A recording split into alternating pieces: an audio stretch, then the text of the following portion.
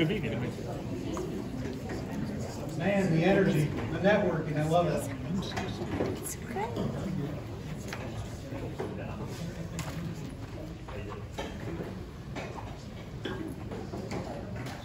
First, thanks everybody for being awesome and getting out there and networking and talking to everybody. We are going to have an awesome day today. This is a kickoff to season 8 for First Fridays. So just to give a little bit about First Fridays, if you're new to it, or if you've came in the past, it was founded by Jerry and Jim Johnson, and it was all spawned off the Global Leadership Summit. And what they found is there was a gap in between August, when they had the big event, until the August of next year. So they took the opportunity to, hey, how can we get involved in the community and get people together? And one simple task today, meet someone new and learn something new. Mm-hmm. Amen. Everybody, amen. So now I don't know what the hell I'm saying. No. But no, I appreciate, so meet someone new, learn something new. That's our mantra and our mission, is we want to make sure that we impact the community, and we're all leaders, right? Whether you're an individual contributor at your work, you're a stay-at-home mom or dad, or you're out there in corporate America, nonprofits, whatever you're doing, you're important to that person that you walk up to and you interact with. And just you being here today shows that you're a true leader of the community. So with that, I'm really excited about season 8 because we got to come to this organization. So Stillwater has been in the history with me. I have a close, I guess, relationship with them.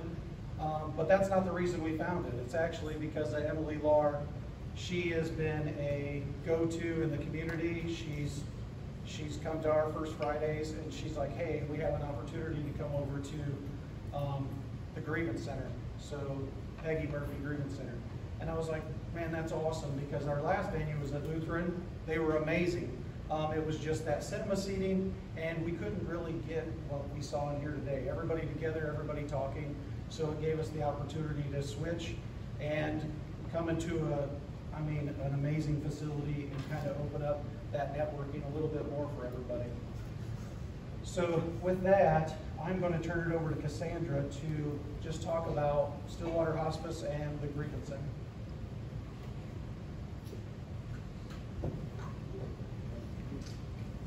Good morning.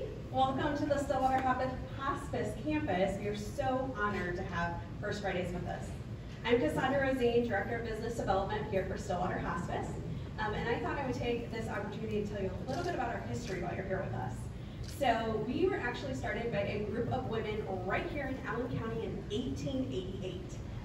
They wanted to help the sick poor, and they were able to do that, and they started some movement, and they hired their first nurse, Miss Josephina Schatzer, who then served patients by riding her bicycle or taking the trolley, and made a whopping $10 a week. She did some fantastic work, and the women saw in this area the need to help people. And so they hired more nurses. And so as an organization then and now, we pride ourselves on transforming to whatever the community needs. So those nurses through the years were able to do well baby checks. They helped with the polio epidemic, the flu epidemic. We were the first to have home health aides. And then in the 1980s, hospice became an insurance benefit. And we were the first hospice in the area. As you might be aware, hospice is an end-of-life service, but it is for patients with a diagnosis of 6 months or less and no longer seeking aggressive treatment. So it's an end-of-life journey with the patient and family. So our hospice has had some changes through the years and some consistencies, and one of the most consistent things has been we're nonprofit. And that we're here to serve patients and families regardless of payer, and to give them the best end of life that they could possibly have. Some of the other changes we've had through the years, though, is we started with a hospice home on the old Lutheran Hospital campus. In 2001, we were able to build our beautiful hospice home that you see down the hill. It's a 14-bed unit that's home-like environment and around-the-clock hospice care. They are served by nurses, aides, social workers, chaplains, massage therapy, music therapy, volunteers. It's a really beautiful service. But we also provide those services out in the community. And so some of the other changes we've had have been growth. And so in 2020, we brought on another local nonprofit hospice to become larger and stronger. And then in 2023, we did it again. Another local nonprofit hospice came with us, so now we serve 12 counties in Northeast Indiana. During that time, we did have a name change, so you may have known us as Visiting Nurse. But we are lucky to work with One Lucky Guitar in the area to really serve families, patients, community providers with a survey to say, what does visiting nurse mean to you? We heard some really beautiful things like hospice home is the front porch of heaven, that the staff came in and really calmed our nerves and just helped us through the whole process. That is where the still water came from. Our wonderful staff comes in and stills the water for these families. So then One Lucky Guitar was able to help us with some more deliberate meeting. So over on the wall you can see our beautiful water lily is our logo. It serves our 5 petals, are our values. And water lilies only grow on still water, but my favorite part is the 3 lines underneath, representing the 3 rivers here in Allen County, where we got our start and where we plan to support. So we do serve those 12 counties. We serve about 1,300 hospice patients a year between hospice home and in their homes. It's a beautiful service. The other thing that we were able to do and grow with is this beautiful building you're sitting in. So it's a Peggy F. Murphy Grief Center. It provides free grief services to people, and they do not have had to use our hospice. So they do individual counseling, grief support groups. We have some different therapeutic programs and some different events like Memories for Mom or Winterlude to help give people the grief support tools they need to make it through the holidays. Again, as a nonprofit, that's all a way that we give back to the community who has given so much to us to help us build things like this beautiful building. We have a beautiful history, a beautiful, I wish it wasn't raining, because we have beautiful gardens and prairies out there. So I do want to let you know that we are always open to come out and help families, patients figure out next steps. So free informational visits. We are always happy to do tours of either hospice home, the grief center, and then also next time you're here, I hope you take a little time either before or after to stay and see the beautiful grounds. They are open to the public. They're part of the Fort Wayne Trail system. It's a natural prairie in Indiana with some very cool natural plants. I really recommend taking some time to go through it. We are so honored to have First Fridays on our campus, and we hope through the time with us that you guys learn a little more about Stillwater. We are always around if you ever have any questions, but thank you again. I hope you have a wonderful day, and I can't wait to hear from the ladies.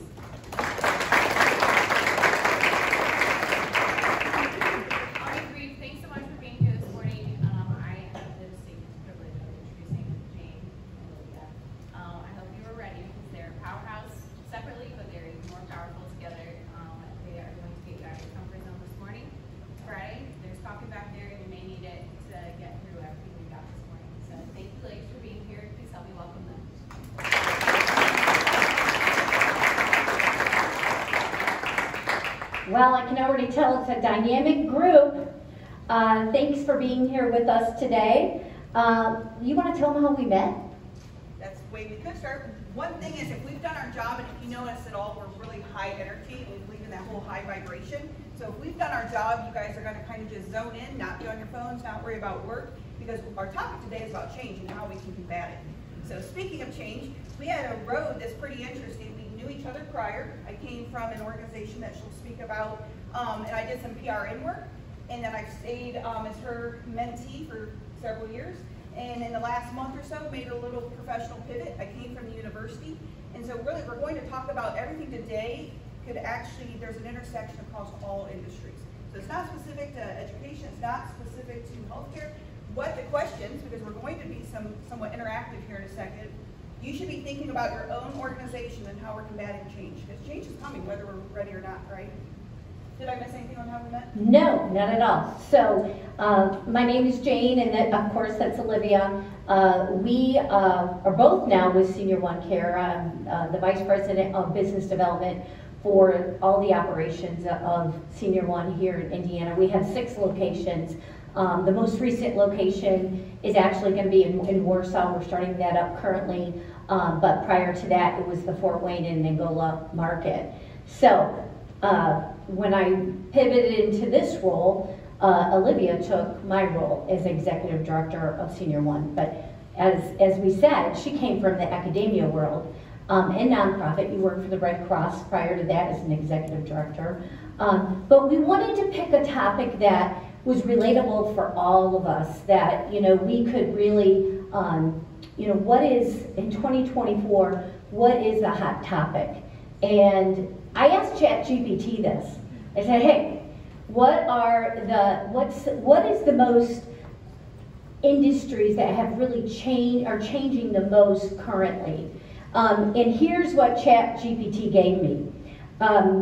They said several industries are undergoing rapid transformation, driven by technology advancements, shifts in consumer behavior, regulatory changes. Some of the top industries experience significant change include, number 1, healthcare. Advances in telemedicine, AI-driven diagnostics, personalized medicine, wearable health tech, are revolutionizing how care is delivered and managed. 2, technology. The rapid development of AI, quantum computing, blockchain is reshaping everything from data processing to cybersecurity and financial transactions. 3, energy. The shift towards renewable energy, advancements in battery storage, the development of smart grids are rapidly changing the energy landscape. I'm not green. I printed it for all of you guys.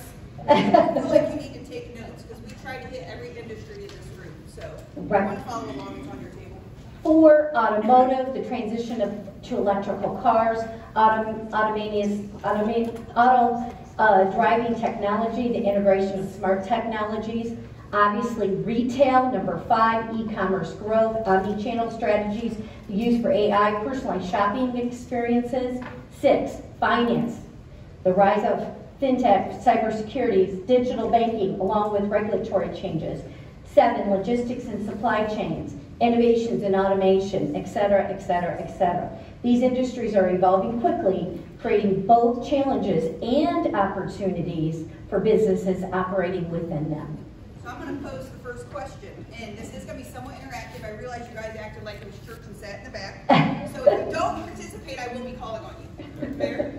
First question, are you finding it difficult to keep with the pace of innovation in your industry?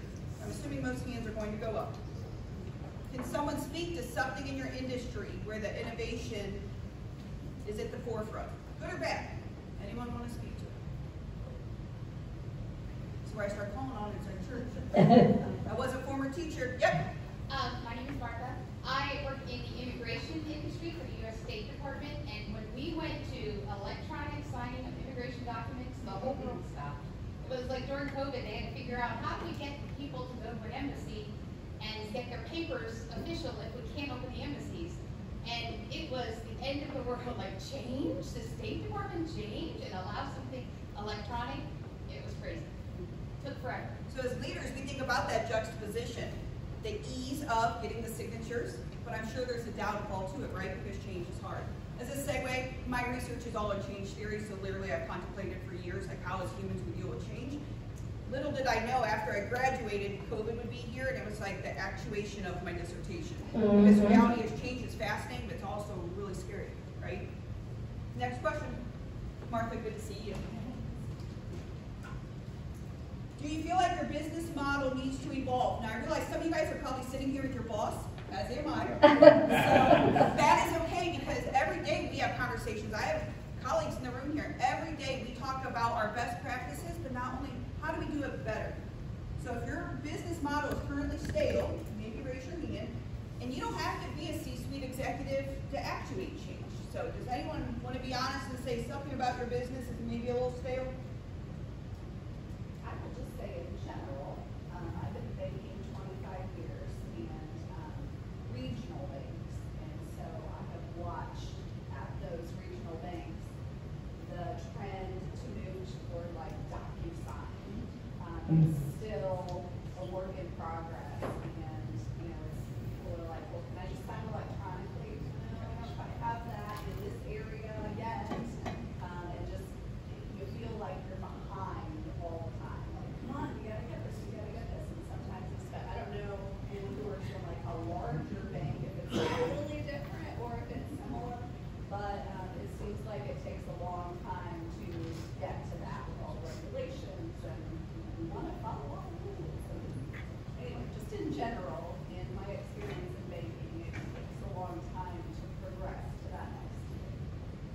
leader, at the same time, we have to think about some of your constituents, as in our industry, are mature in age.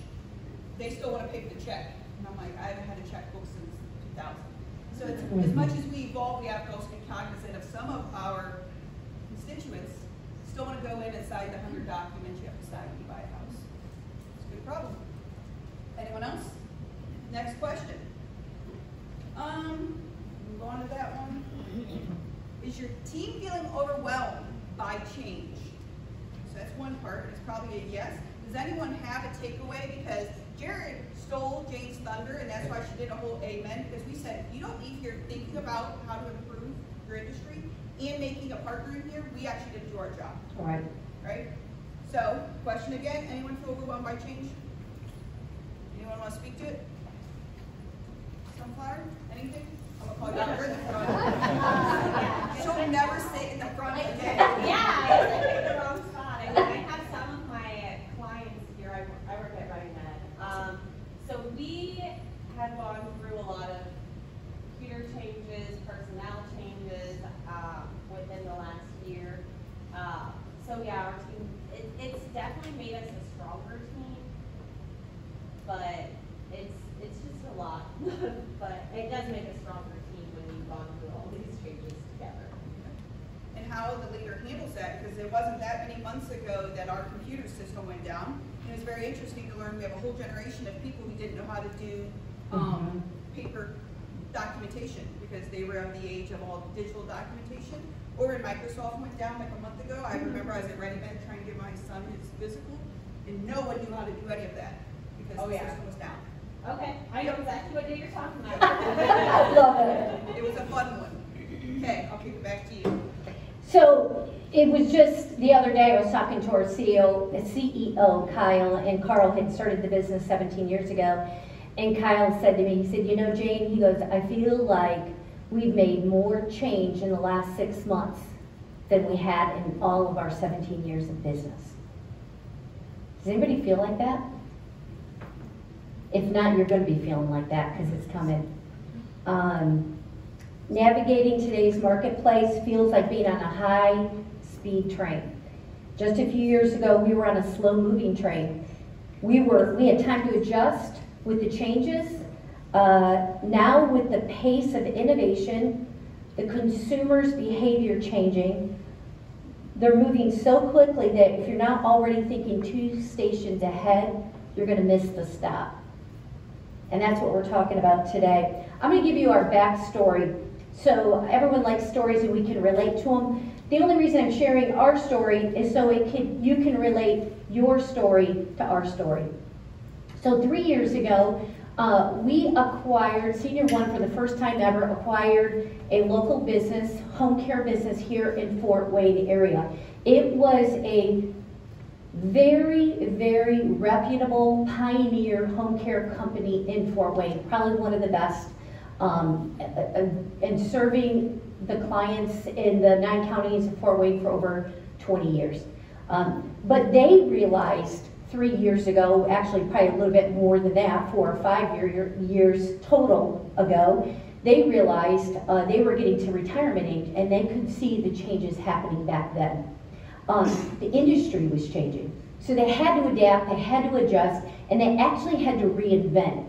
And they weren't quite sure that they wanted to put that much energy into doing it all over again. So that's when Senior One said, okay, hey, we'll come. We were actually, our owner was good friends with this acquisition to this company, and we came to Fort Wayne and acquired this company. So just a little bit, so you can understand, I think, we knew we had a lot of work to do, and they were able to, they found me. I had a nursing background, I had a business development background, I had a leadership background, and I had a sales background, and in a few different industries. But what has transpired in 3 years, just a little bit to tell you about our journey. We acquired, and pretty much what we acquired was 30 caregivers in our company. So those 30 caregivers, we now have 175. all right? We went from, they were working very, very part-time, about 10 hours a week, those 30 caregivers, to now most of our caregivers are working 30 plus hours a week.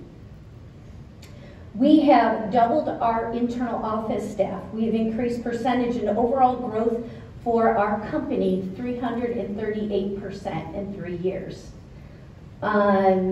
We put a second office in Angola. We went from serving 40 clients to 165 clients. We did this all in 3 years. We had to pull together as a team and reinvent home care here in Fort Wayne. And I want to tell you, so in front of you, you've got, and actually, you want to put on this slide? Oh, you got it on. You're already on top of it. So, The teacher in me. so you have a piece of paper in front of you, and what we liked, what we thought about, Olivia and I thought about, is like, how did that all happen? Well, we had 3 layers of how we did it. And we want to share it with you because we want it to be a blueprint of, you know, if you need to make some changes in your organization, here are 3 really layers of how we did that. So, yeah. I think of the quote itself, and the thing about Jane and I when we talk, and this has been over several years that got us to today, is reality is nothing changes if nothing changes. That can apply to your personal life, how you're raising your kids, your marriage, in the context of your organization. So if you don't like what's going on, you can't do the same thing and expect a different outcome, right? So drilling down first to the why, there's a reason why we all got up today. There's a reason if we drill down beyond a paycheck why we work where we work. So we did put this up here because we do want you to take it away with you. But think about it. What are the trends that are impacting your industry? We talked about it. The next one goes to the Core Leadership 101. And when I teach at the university, I'm teaching everyone from freshman through postgraduate. And the reality is you better know and be able to recite and embrace the mission and values of your organization. So Which I love seeing this wall. it's a living document. So the mission is the why, right? So anyone want to share in here? It's a good plug for your own business. Who do you work for and what is their mission? You don't have to quote it word for word, don't worry. Anyone want to share it? Don't be bashful. Can't call on this front row anymore. Anyone that way? Thank you. I work for Citywide and we strive to build environments that elevate people. It's awesome. What made you pick that company? I like the people that I work with. Absolutely. Trustworthy. A walk of our life is actually spent at work, right? So if you're not excited, if you didn't jump out of bed, be honest, like Friday, maybe some of you, it's payday, it's almost the weekend. But the reality is if you didn't jump out of bed being excited about going to work, you're working at the wrong organization. And it's that I think cut and dry. Culture is the bedrock of performance. So culture is the bedrock of performance. So anytime we're making these changes or we're building an organization, culture, culture, culture, culture. And we hear the term and it sounds like this warm and fuzzy thing, but you know, one of the first things we had to do is focus on this, our why, our culture. So there wasn't an interview, a meeting, an event, I meet a new person, worked with everyone internally in our small office initially. It was all about our culture, all about where we were going, what we were doing, and why we were doing it. So Jill, our recruiter, she's actually back there, we're still at. I was going to call her out, but. So Jill, I initially said, hey Jill, here's what we're going to do. Every single person that comes in for an interview, call me. If I'm around, I'm coming into that interview. Right? Jill, do you want to share kind of like what it looked like when we would come in and we would sit down with the interviewee? Just when Jane would come in, I would kind of tell her a little bit about the person we were interviewing, and then Jane would just hone in on saying, you know, where we were going, how we're going to get there, find out their goals, how they can grow with our company. You know, we're growing. We're going to be, you know, our goal is to be the winning team. The winning team and grow in this marketplace. And we want to look for leaders to grow with us. You know, do you want to be a part of a winning team? So And are you up for the challenge? You know, who doesn't want to work for a winning team? Who wants to, you know, do you want to be challenged? And, you know, at first they look at me kind of funny, and then they're like, all right. But that's how you raise leaders. That's how you grow leaders. And so that was the most littlest thing that we did that made the biggest impact. So don't underestimate your vision, but you have to communicate it constantly. When you're looking through change, when you're growing an organization, it's so important. This is how we actually get to the why. So there is strategic planning around it. Simple things. Jill was not actually told she was going to be called out. I know she's hating it right now. But the reality is, in our organization, or even when I was at the university, it's at the core of everyone has to buy into why we're getting up every day. And so again, if you're not feeling that, and we all have colleagues who are like, your time here is probably past, and they're probably scared to leave. And those are real conversations. And Jade and I have had it for years. Like, if this isn't a fit, what is? Because a good leader wants the correct people on the correct bus. And we've all read these books, but who actually does it? So if you have a colleague who struggles, have those real life conversations. Like, why are you not growing in the same direction? This is a barrier. You either create the culture, or the culture is going to create you. And the last thing you want is the culture creating you.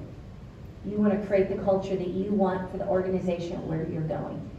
To me, I could talk on this topic the whole day. But I will tell you, if you're looking at, hey, we really need some more energy in our organization, I would tell you to focus right here with your why. We did book studies. We did, in 3 years, we did about every 6 months, we did a book study on culture. And so what I saw when I initially started with our internal team, I saw leaders in front of me, but they didn't even know they were leaders. And so the job was, and the goal was, we're going to develop these leaders. But they had to start thinking, they had to believe that they were leaders. I had to believe enough in them until they could believe in themselves, right? And I did the same with every single caregiver that came into the doors of our company. So this is all speaking to the how.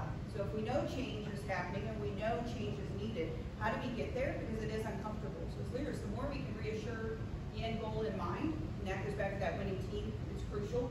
Person, I love John Maxwell. I went to be John Maxwell trained probably 15 years ago. Part of this is very charismatic. And I realize, all of us have different leadership styles. Some of you could be very transactional. There's a spot for that. Or more laissez-faire, there's a spot for that. But the idea of this charisma, people buy into high energy. So literally how Jane's presenting is literally every day in the office. So it makes you excited to go, even though the work we do is actually really hard. We deal with people who are chronically sick. But we bring an energy and a vibration about us that we know we're going to provide the best services and the best day for those individuals because they need us. So, leaders never outgrow the need for change. What are our thoughts about that? How many of you guys are scared by change and why? Anyone want to share? When you change jobs and you have, ooh, I love it, go. I have a question about trying to change the culture. How long do you stay true to your mission in trying to change?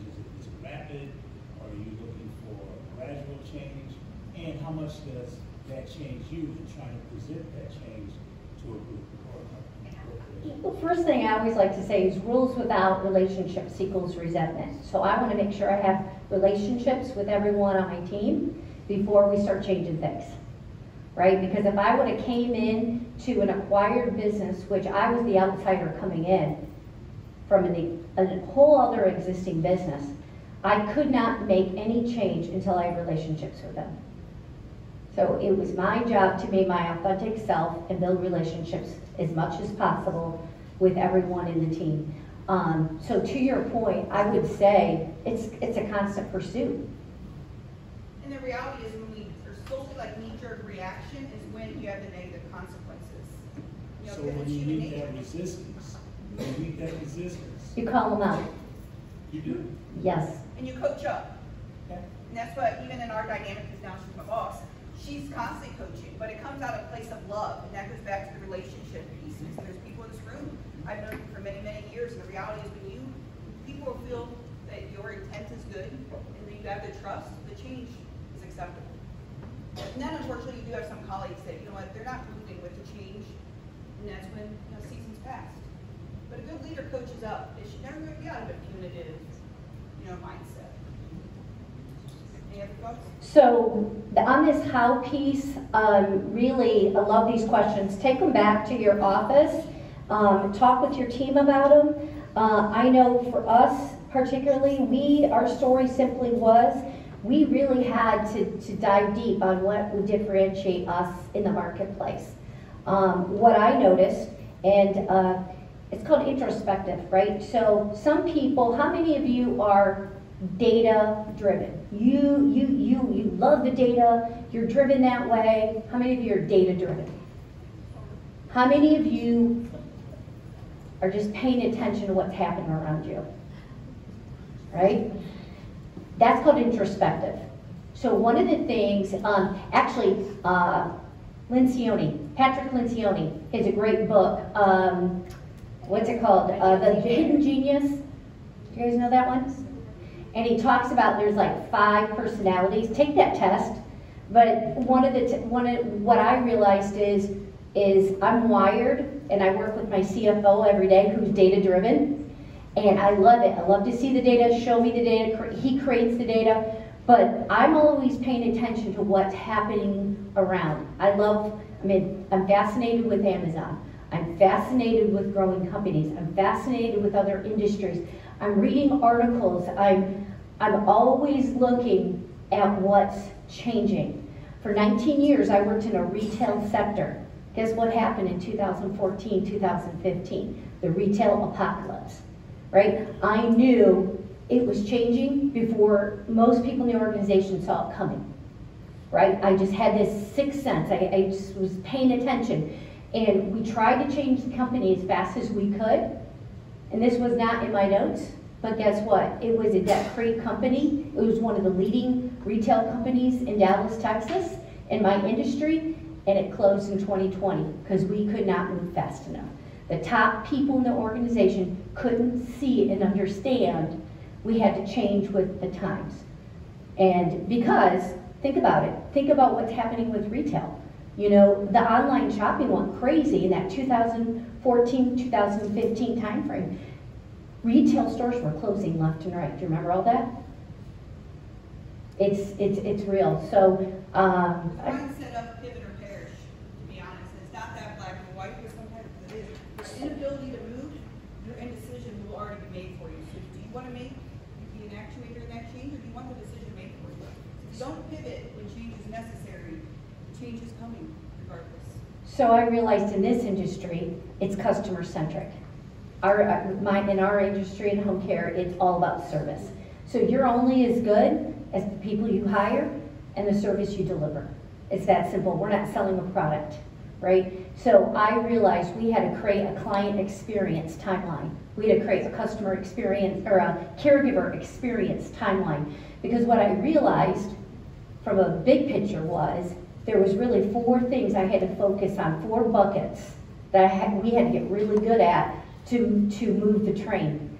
And that was bringing clients in to our organization so we could serve them, retaining those clients, bringing caregivers in, and retaining those caregivers. It was that simple.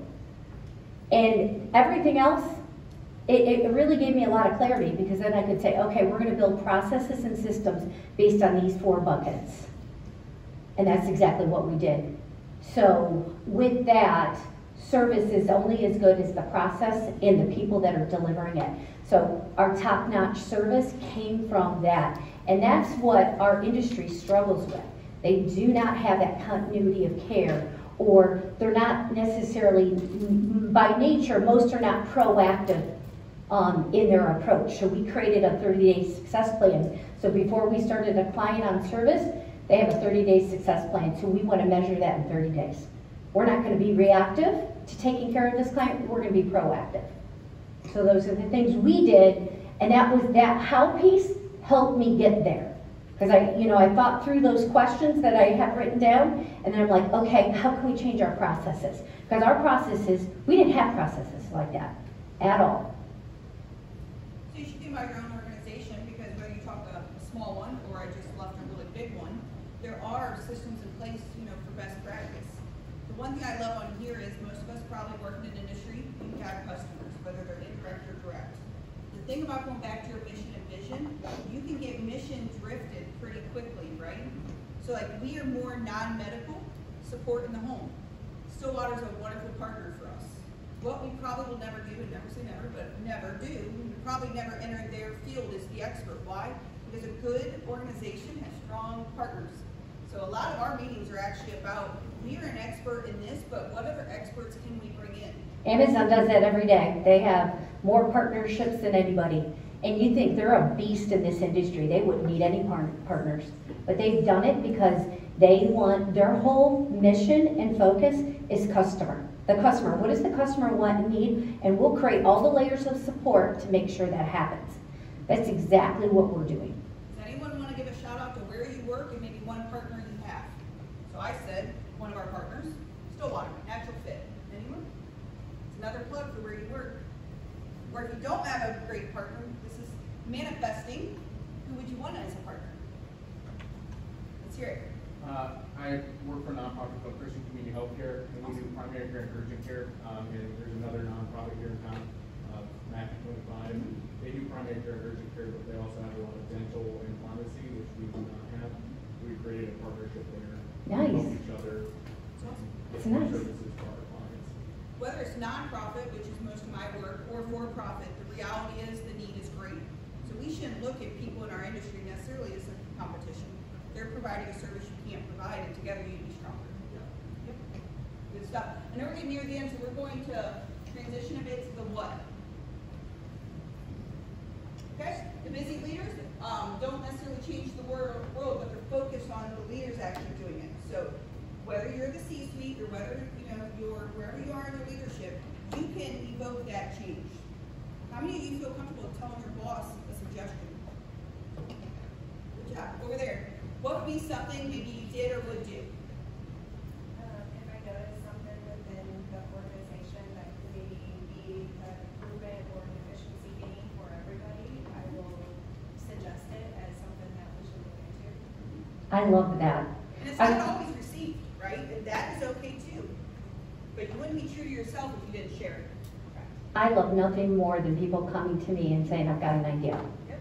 I But how many of us like also that. make the excuse we're too busy? And let's be honest there too. And I would say the interviews are always one of, oh my gosh, I'm busy. And then she'll be like, you can hop on a Teams quickly. And I'm like, touche, I'm getting on a Teams. You know, so it's really about we're never too busy to combat the change. Go ahead. Well, really, I mean, the questions, can you read some of those questions on the what? What are some specific actions?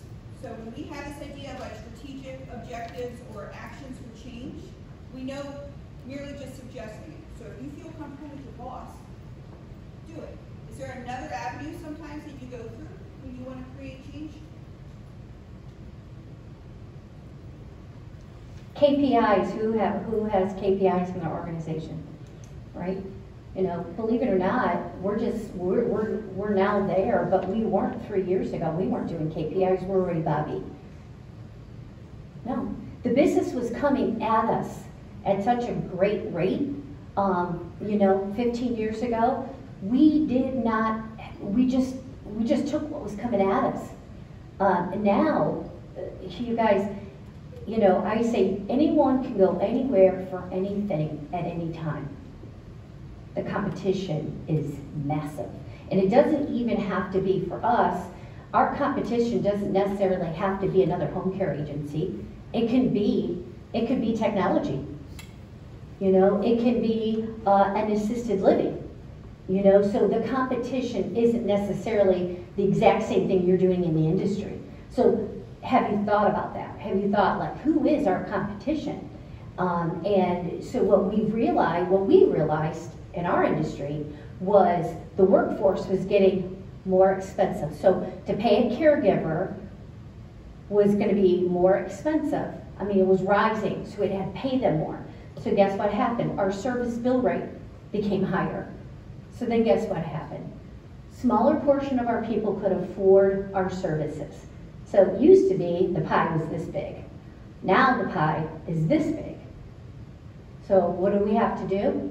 We have to, that's our niche, but how are we going to take that niche and run with it? And so we had to learn how to do that. We had to get better at what we do. The acuity of our client was getting higher. That was a big change in the industry.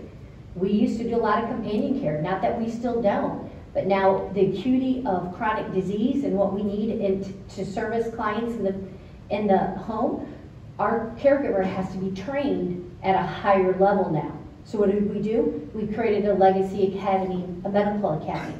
So this medical academy, we train all of our caregivers to be a certified nursing assistant. All right? So we're constantly looking at those things to make us better because we can't stay complacent. We've got to be a better version of ourselves every day. Because guess what? That margin for all of us is getting smaller. It's not getting bigger. I mean, if it is getting bigger, I want to know what your industry is. When we know she's more of the innovator and big thinker, I'm definitely more on the data-driven decision making. So those of you who do not like data, a lot of times we steer away from the stuff we don't like, right? Well, every Wednesday we have a data dashboard. And the first time I looked at Power BI, I'm like, oh my goodness, I'm back at the Red Cross, because that's all we used was Power BI's every week. But the reality is that data's not driving some of your decision making. It's a bigger problem because your emotions are, right? So I would challenge you when you go back, if data's not really in your day-to-day work, those are great questions to start talking to leadership about. And that's really that why behind, why are we doing it?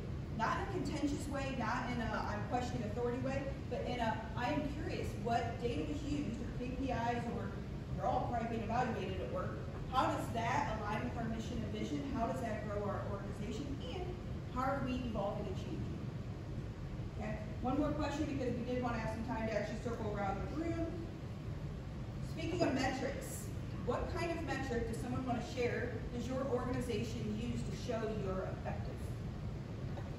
Like we know it's hours. It's, hours per week. Yep. Mm-hmm.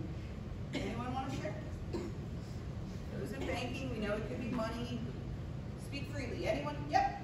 So I'm with the Better Business Bureau, and we are our governing body, we're a nonprofit, is the International Association of Better Business Bureaus.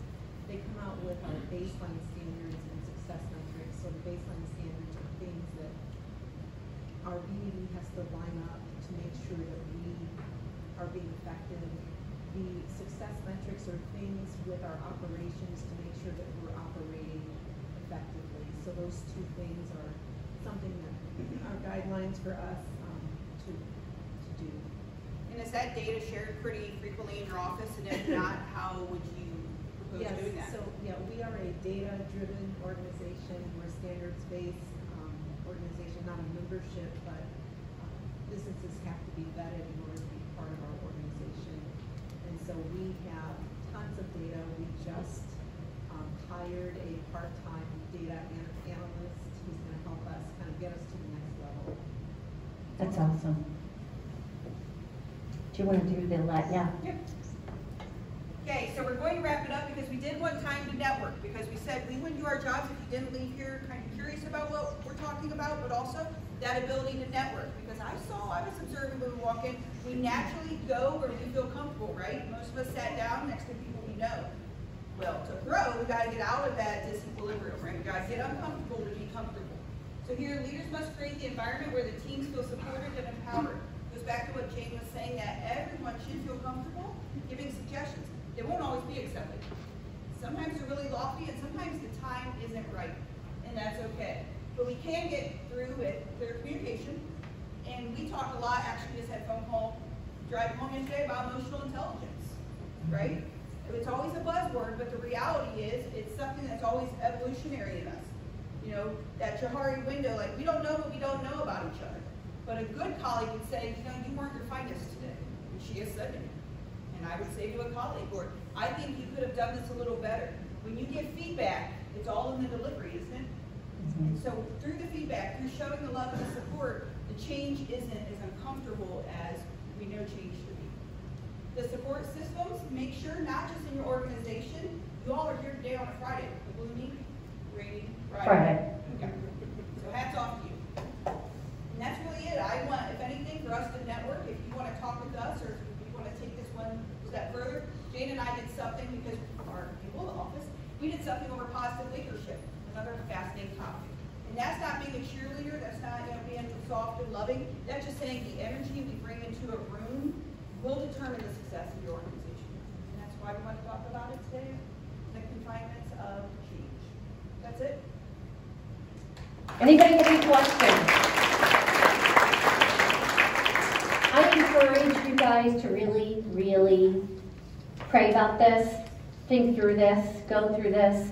To me, if I got something like this 3 years ago, when we were starting out this business here in Fort Wayne, I would have thought this was like gold. I did this, we did this as a team, and I will tell you, it made a massive impact on our results. So highly recommend to look over that and utilize it. Do you guys have any takeaways for us? Any thoughts? Any ahas? Because good leaders constantly learn. Or if you want to share out, she blows up our phones with LinkedIn's and podcasts and all those things. Anyone have something you want to share? Because iron sharpens iron. So if you have something you've read lately or you think is pretty profound, share it. Let's hear it. Hi. He's one of the brains of the original First Fridays. Good to see you. Yeah, I just finished Craig Rochelle book last night called The Power of Change. He wrote it in 2023. If you really want to make significant change in your life, I would suggest you pick up that book. He's one of my favorite people to follow. Yeah. So I'm shocked that I haven't read that yet. Do you listen to his podcast? I need to be better about listening more consistently to his podcasts. There's so many I listen to, but he's very good. I love his quotes. How many of you are on LinkedIn? Oh, let's go. Yeah. I'm always following people. So, hi, I'm Elaine, Stillwater Hospice. We also have been on a big change journey here, like it or not, right? Yeah. And probably the biggest thing that we've learned through that journey is you really do need to change, yes, but keep in mind everyone that's going on a journey with you, they're not going to necessarily have the same excitement for the change, right? And so to be successful, I think that's your point around culture, is you have to keep in mind everyone's going to be at a different place, and so to be successful with the change, you have to consider that. And you have to constantly be able to, like what we did for our team. A great example would be for seniors. I'm always, we used to, a lot of our clients or patients who'd say, well, you need to drink your water. And they would be like, I don't like drinking water. And I go, do you know why you should be drinking water?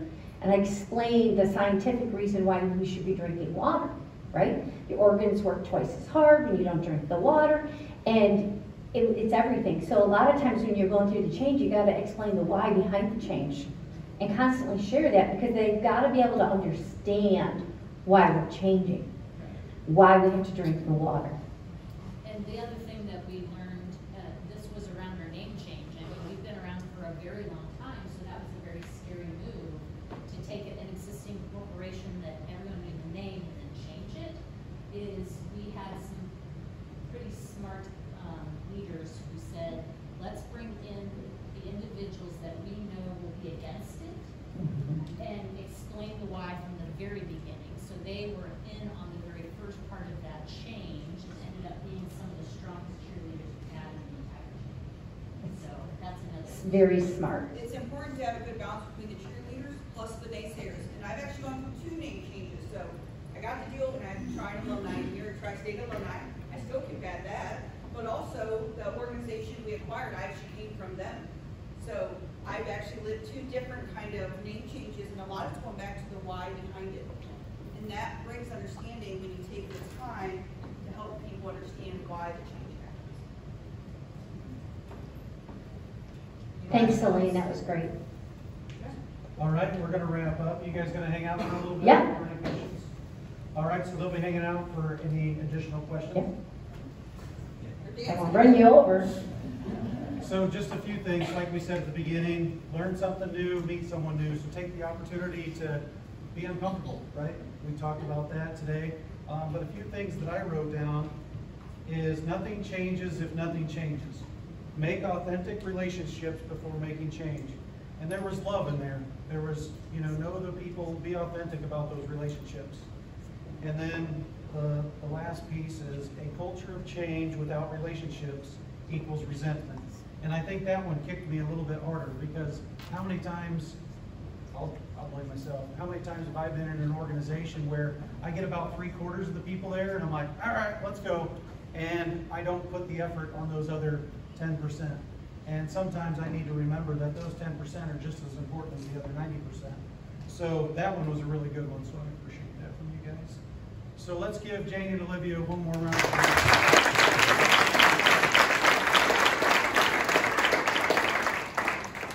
Awesome. So next October, we hope to see you, same place, same time, all that good stuff. Bet you won't guess what date it is, but